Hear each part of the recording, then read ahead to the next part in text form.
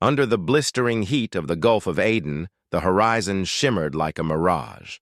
Beneath the surface calm, the waters were a crucible of tension, piracy, and military precision. The USS Ramage, an Arleigh Burke-class guided missile destroyer, cut silently through the waves, its sensors scanning for threats no civilian eye could detect. Its crew, hardened by months of duty in hostile waters, operated like clockwork. Every rotation, every radar sweep, every report from sonar or lookout towers mattered. In these waters, danger didn't always come with warning. Lieutenant Commander Maya Elkins stood on the bridge, her eyes shifting between the radar display and the horizon. A seasoned naval officer in her early 40s, Elkins was known for her calm in crisis. The Ramage had just completed escort duty for a convoy of commercial tankers, now safely past the choke points near the Bab el-Mandeb Strait. For a brief moment there was silence, no alarms, no tense radio chatter, just the endless sea. Then came the call. Unidentified fast-moving contact, 12 clicks east-southeast. The voice crackled through the intercom. Elkins didn't hesitate. All stations, set condition 1 Alpha. This is not a drill. Aboard the ship, adrenaline surged. Crew members scrambled to battle stations. Gun crews checked weapon readiness. Combat Information Center officers began pulling up satellite feeds and tracking data. The USS Ramage was a floating fortress, and it was waking up. Meanwhile, far off the starboard bow, a trio of small skiffs sped toward the destroyer. They were typical of Somali pirate tactics. Fast, low-profile boats packed with armed men. From afar, the skiffs looked like nothing more than harmless fishing vessels, but intelligence briefings had warned of a new wave of bold pirate attacks, possibly emboldened by foreign backers. These weren't amateurs. They had RPGs, heavy machine guns, possibly even man-portable anti-tank weapons. In the lead skiff, a man named Khalid Abshir squinted through a pair of binoculars. A former coastal fisherman turned warlord proxy, he had seen American ships before, but never one this massive. Still, he didn't flinch. His employers had promised him this target would be vulnerable. A light patrol ship, maybe a supply vessel. Not a warship. Certainly not a guided missile destroyer armed with Aegis radar and a full crew of trained sailors. But it was too late to back down. His men were already raising their rifles. Back on the Ramage, Petty Officer Travis Moreno, a radar technician, confirmed the trajectory. They're coming straight at us, ma'am. No response to hails. Elkins narrowed her eyes. Weapons control, ready non-lethal deterrence, load warning shots. But her gut said this wouldn't stop them. The destroyer's 25mm Mark 38 autocannons swiveled toward the incoming threat. The Phalanx CIWS system, affectionately called R2D2 by the crew, spun to life, its radar tracking the boats with eerie precision. Elkins opened a direct channel. This is the USS Ramage of the United States Navy. You are approaching a military vessel. Turn away immediately or you will be fired upon. Silence. Then a muzzle flash. A streak of fire arced from one of the skiffs. An RPG aimed recklessly high, likely more intimidation than real threat. But it was enough. Return fire, Elkins said with steely calm. The Ramage didn't need to shout. Its retaliation was swift and overwhelming. A burst from the autocannon stitched the water around the nearest skiff, shredding its engine. Flames burst from the stern, sending black smoke curling into the sky. The second boat tried to veer off but caught a direct hit from the Mark 38. It exploded in a fireball, pieces of wood and bodies flung into the sea. The third skiff hesitated. Abshir looked back at the chaos behind him. His bravado shattered. He grabbed the radio, shouting in Somali to retreat. But his voice was drowned out by the roar of a helicopter, an MH-60R Seahawk, just launched from the Ramage's flight deck. The Seahawk banked hard, doors open, gunners poised. It didn't fire. It didn't need to. The remaining skiff turned tail, speeding away with smoke trailing from its damaged hull. Back on deck, The crew let out the breath they didn't know they'd been holding, but Elkins didn't relax. "Maintain alert status," she ordered. "That was too bold to be random." The intelligence officer approached, holding a tablet. "Ma'am, we intercepted a radio burst. Arabic. Encryption matches known Iranian proxy signatures." Elkins stared out over the sea, now littered with smoking debris and dark oil slicks. She spoke quietly, almost to herself. This wasn't just piracy. The crew would recover wreckage. They would find weapons not native to Somali arms dealers, Chinese-manufactured rifles, Iranian-issue ammo crates, and encrypted satellite phones. Someone had armed these pirates like a militia. Someone wanted to test the U.S. Navy's limits, and whoever it was had just made a very big mistake. But the message had been sent. The warship had been marked. And now, far from the safety of home, the Ramage and her crew knew that the sea around them had just become far more dangerous. They had survived the first strike, but Elkins could feel it in her bones. This was only the beginning. The sun dipped lower into the horizon, casting long shadows across the deck of the USS Ramage. The calm sea betrayed none of the tension now running through its steel hull. Below deck, the mood had shifted from routine operations to a posture of heightened readiness. Hours had passed since the attack, but the crew remained on edge. They were trained for battle, yes, but the nature of the assault raised questions none of them could yet answer. Lieutenant Commander Maya Elkins stood before a digital map in the Combat Information Center. Red markers blinked near the area of engagement, where the pirate skiffs had made their suicidal run. Around her, officers relayed intercepted transmissions and satellite updates. The pieces weren't fitting together, and that bothered her more than the attack itself.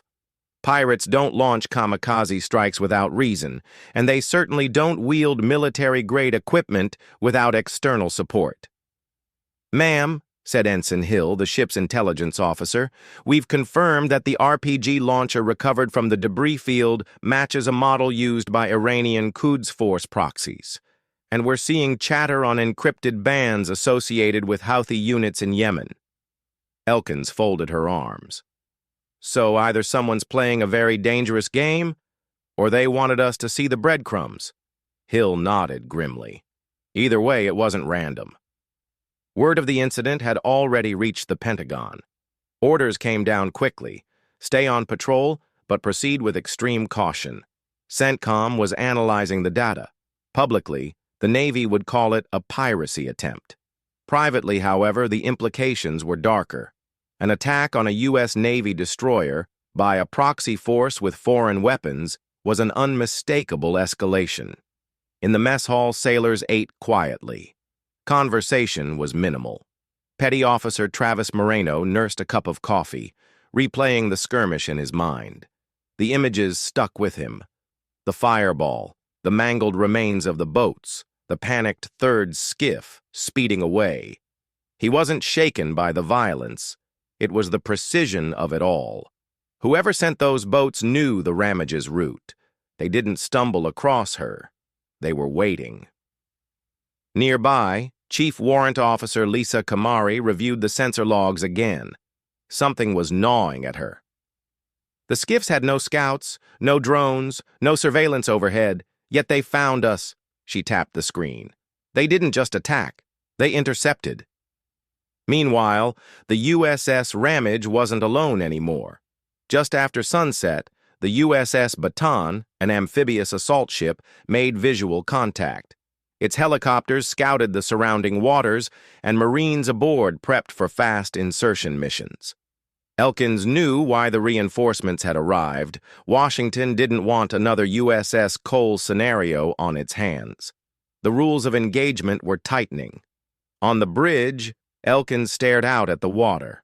It was the kind of silence that could deceive, the kind that whispered of storm clouds forming below the surface. Her XO approached quietly. "You thinking what I'm thinking?" he asked. "That we were the bait," she replied. He nodded. "And someone's watching how we react." Just then, a new contact appeared, this time from the air. An unidentified drone, circling at high altitude, remained just outside engagement range. It bore no transponder code, and its flight pattern suggested surveillance, not commercial, not friendly. "Track it," Elkins ordered. "If it crosses the line, light it up." The drone remained a phantom on the edge of radar, persistent and patient, like a scout reporting back to a hidden base. Below decks, Elkins convened her command team. They needed a plan, not just for defense, but for messaging. Whoever orchestrated this event was probing more than just their security perimeter. They were testing U.S. resolve. "The problem isn't the pirates," she said. "It's the puppeteers." Hill leaned forward. "We don't hit back now, they'll think we're soft." Kamari added, "But if we escalate without proof, we open the door to a wider conflict." It was a tightrope walk. Precision was required, not just in weaponry, but in diplomacy.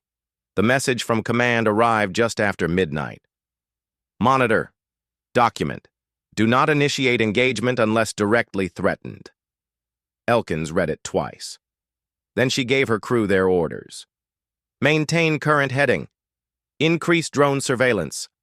I want a full electronic sweep of nearby transmissions. We're not blind out here, and we're not alone." Outside, the sea shimmered under moonlight, its deceptive calm stretching for miles. Somewhere, beyond the black waves, someone was watching. Maybe they believed the attack had rattled the Americans. Maybe they expected retreat. They were wrong. The Ramage wasn't backing down. And neither was Elkins. She had faced storms before, but now she sensed a gathering tide, one that could pull more ships, more lives, and more nations into its undertow. Whatever was coming, it had already begun. The next 48 hours unfolded with a tense precision, each moment shaped by rising stakes and invisible pressure. Commander Elkins maintained her position at the helm of the USS Ramage, now part of a small strike group patrolling the southern approaches to the Bab el-Mandeb Strait. Every crew member knew the implications. Their destroyer was no longer just a warship on patrol, it had become a symbol. An unspoken line had been crossed, and the United States Navy was now responding in kind, not through escalation, but with unwavering presence. The air hummed with quiet intensity as new intelligence arrived from higher command. The pirate skiffs, once dismissed as local thugs, were now linked to a growing syndicate operating out of northern Somalia with ties to Houthi smugglers and Iranian intelligence intermediaries. Communications intercepts indicated the group had been paid handsomely to stage the failed attack, with instructions to record the encounter and feed it back to clients in Sana'a and, more disturbingly, in Tehran. It hadn't just been a hit job. It had been theater, designed to provoke a reaction and measure American response time, tactics, and restraint.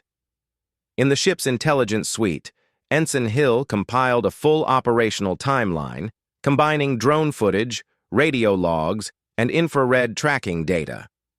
The result painted a picture far more complex than a rogue ambush. The enemy hadn't misjudged their target by mistake. They had deliberately chosen the USS Ramage, hoping for a dramatic confrontation. They expected to trigger chaos. Instead, they met coordination, discipline, and overwhelming firepower.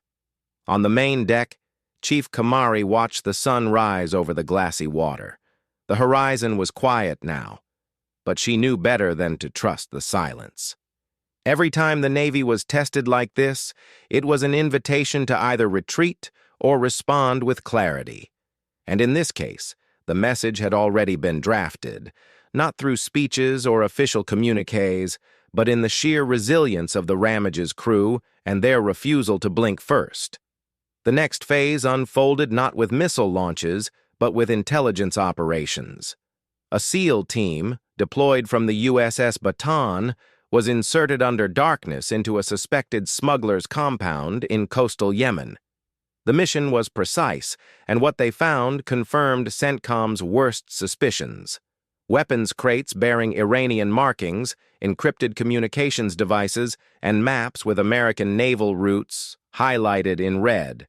It was proof, not just of bad actors, but of a concerted effort to lure American ships into traps, provoke a conflict, and then spin the narrative in international media. Back aboard the Ramage, the tension turned into quiet resolve. Petty Officer Moreno, one of the first to spot the pirate skiffs during the initial attack, was back at his post with sharpened focus. He spoke little, but his eyes tracked every movement on the surface. Like the rest of the crew, he now understood the stakes weren't just tactical, they were symbolic. Any hesitation would be seen as weakness. Every second of vigilance was a declaration. Commander Elkins stood before her crew that evening. She didn't offer sweeping speeches or dramatics, only clarity. "They tried to test us," she said. "They sent proxies, hoping we'd flinch, hoping we'd misfire, hoping we'd take the bait. We didn't.